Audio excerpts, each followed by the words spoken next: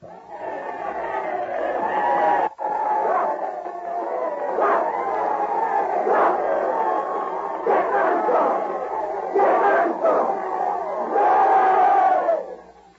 Armstrong, the All-American boy, is on the air, in person, to get you to eat Wheaties. Fellows, girls, hang on for thrills, excitement, adventure. Today, Wheaties bring you a story of champions in action.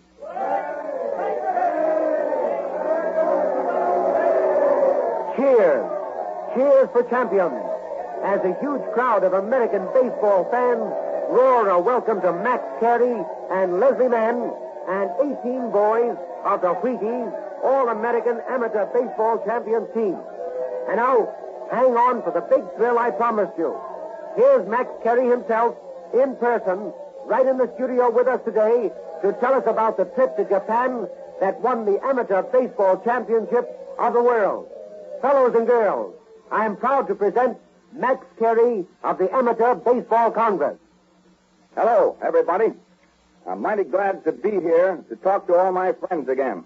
And I'm mighty glad to be able to tell you that the great Wheaties All-American Amateur Baseball team, which you fellows and girls of the Jack Armstrong audience helped to select, has won the Amateur Baseball Championship of the world. First thing I want to do is to tell you something about our trip to Japan and the grand reception we received. We were met at Yokohama by the University League officials who put us aboard the electric car for Tokyo. At Tokyo, we were escorted to the Emperor's home. Then on into Emperor Meiji's shrine, where we joined a mile-long procession of seemingly millions of Japanese who came from all parts of Japan to pay their respects to the Emperor on his birthday. Then we went to the Imperial Hotel, which was to be our headquarters for our stay in Japan.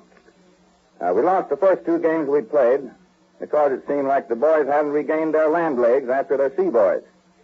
Following that, we played against the Yokohama Commercial College, which team we defeated handily on a score of 9-0. Briganti, a pitcher from New York, pitched shutout ball. The boys were now rapidly regaining their condition, and the following day we played Waseda University, the largest university in Tokyo, with an enrollment of 15,000 students, and the champions of the University League of this year. Fred Herringer of Stanford University pitched the game for us and shut them out by a score of 7-0. The next game we played was against Jose University, and we lost this one by a score of 5-4. The boys out-hit the Japanese, but were very unfortunate in not scoring runs. The next game was played against the Tokyo Railways team, who had just defeated the Tokyo Giants, the professional champions of Japan, in a 2-game series.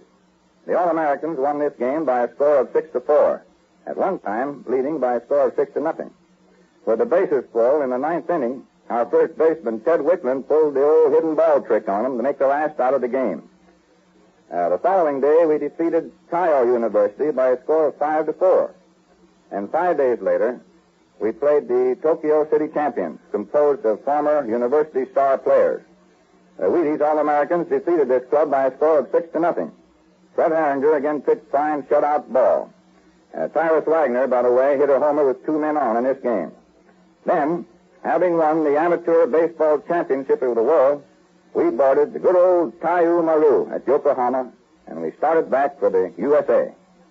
Thanks a lot, Max Carey. You were swell. And now, Jack Armstrong, the All-American boy.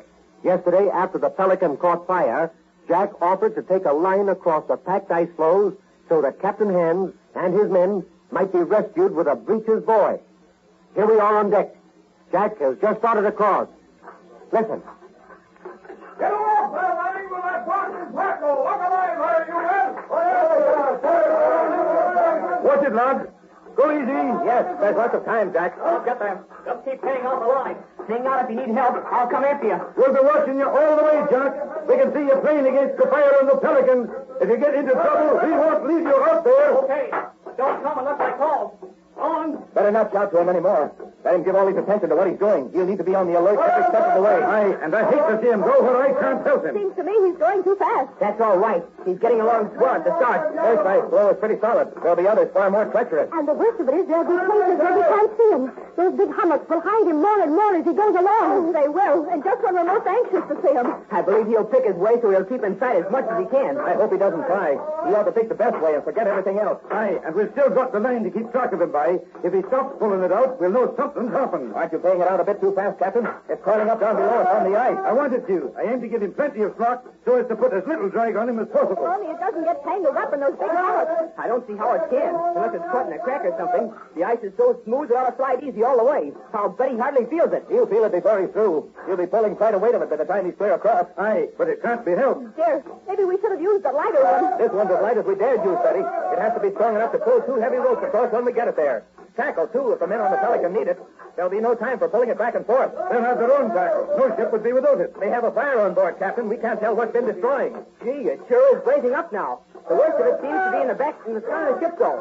Use the glasses, Northrop. See what's up on board. Yes, Captain, I'd forgotten them. I was so busy watching Jack. He's still getting along swell. Yes, but he's going behind the first big hummock now. Well, we'll see him again when he gets a little beyond it. You watch the Pelican, Northrop. Keep the glasses on her and tell us what the men are doing. You ought to see him plain the way the blaze is now. We'll keep track of Jack. Very well. But if you'd prefer to use the glasses yourself, Captain. I've got my job here paying out the rope. Gosh, Jack's out of sight now. He's still going along at the same rate, though. You can tell by the way the rope slides out. Maybe the men in the Pelican can see him. They ought to be now if they've had their own glasses on us. But it's not as bright over here as it is there. They won't be able to see so well. What can you make out, Northrop? Do they seem to be watching him? No, I don't believe they've noticed him yet. They're still fighting the fire as best they can. Then they don't know what they're trying to do. Is the fire much worse? Yes, and it'll probably spread faster from now on. Some of the men are gathered way up in the bow. It must be getting plenty warm over there. There's one man up on the bridge. That'll be Hans himself, Betty. He's starting to wave his arms and shout. Some of the men are running to the rails.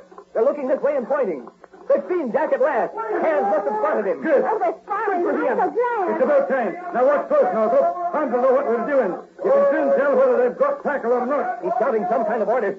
The men are running from the bow. They're going to do something, all right. It'll save a lot of time if they can get ready. Aye, and they'll know it. They've got tackle, all right. They're running to the forward mast to rig it up. Hands is helping. Oh, look, they're sending up another red rocket. What can that mean? Most likely to let us know that they've seen Jack. Or else it's to tell us that the fire's almost too hot for I them. hope it doesn't make Jack feel he has to go faster. I wish we could see him again. He's not going as fast as he was at the start. The rope's paying out slower. I feel sure he'll keep his head and be careful about all the way.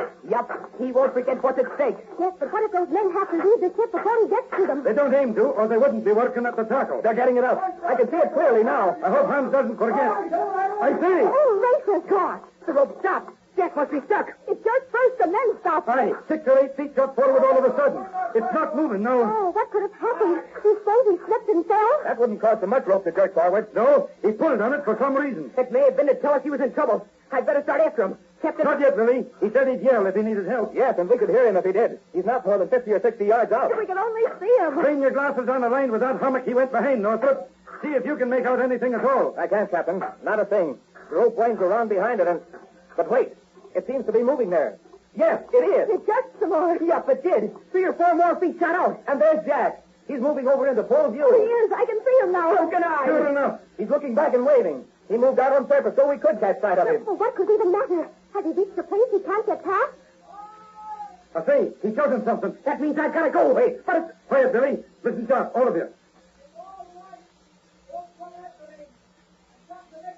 what did he say? He's got to make a jump. Aye. Great Scott. That must mean he's reached the stretch of open water. Oh. Yup, that's it. He's stepping back for a short run before he takes off. But he'll slip. He's almost rooted on that ice. And the rope will hold him back. Not a great deal. He took care of that by jerking it forward. He wanted him slack at his feet so he wouldn't feel the pull of the whole length of it while he was jumping. Aye, he's keeping his wits about him. He's getting ready to run. Can you see the open water, Northrop? Yes, the thin black strip. I can't tell how wide it is from this angle, though. At a rough guess, I'd say it's 8 or 10 feet, possibly How more. can he make it from a slippery takeoff? I bet he picked a spot with his rough ice at the But edge. even so... There he goes. Oh, if he slips at the edge... He didn't. He made a clean jump. Could I say? Oh, he went down. I can't see him. Gosh, he fell, didn't he? Yes. Did he go under? Did he fall back in the water? If he did, I'll... No, he slipped as he landed on the other side. He fell flat and slid forward. That may have knocked him out. Is he moving?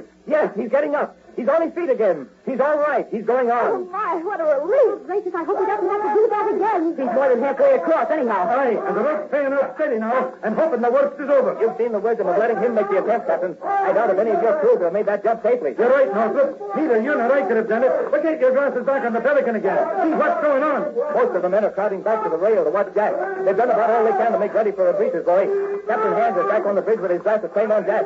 They've about given up trying to fight the fire. They will as well. If Jack reaches them safely, we'll have all of them off in half an hour. Captain Campbell, sir. Aye, McGregor. How are the men coming? We've finished, sir. The breeches boy is ready for the hawser and the ropes to be started across. Good. Bring them here, then, so we'll have them ready. I've got them, sir. I'll pass one to the end of this white line if you want. Go ahead and tell the men to stand by on deck. They will. I couldn't get them to go below for twice. They're too anxious to watch the lad making his way across the ice. I gave him permission to line up along the rail, if you don't mind. Of course I don't mind. It's a thing worth watching, and I wouldn't begrudge it to anyone. He's out of sight again. And say, the line's not going out as smoothly as it was. It slides out fast for a few seconds, and then stops. He's feeling the drag of it that way. He's pulling on it with his hands to ease the pull at his waist. He must be getting dreadfully tired. Oh, I do wish we could keep him in sight. The farther away he gets, the easier the men on the Pelican can see him. And they're watching every move he makes. There he is. I can see him again. But there's something wrong.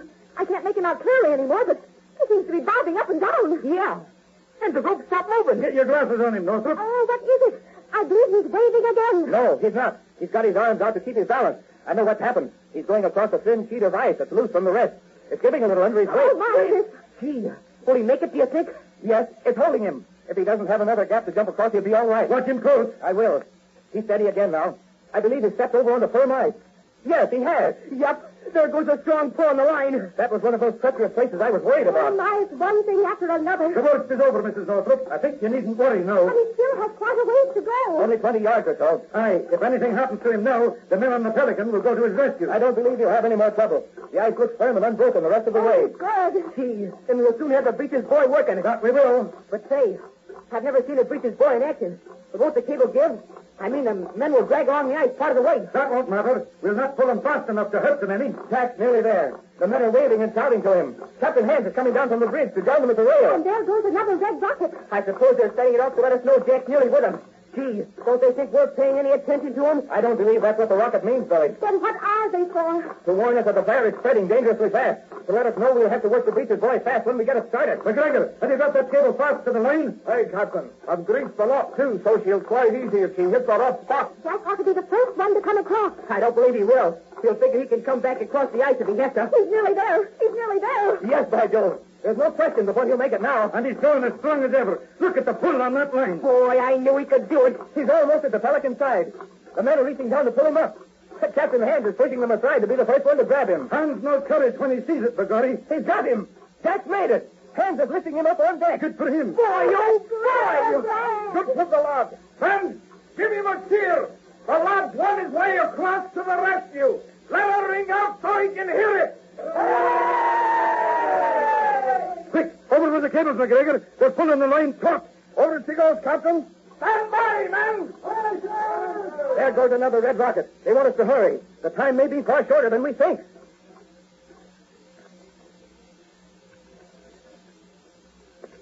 So Jack reaches the Pelican safely at last.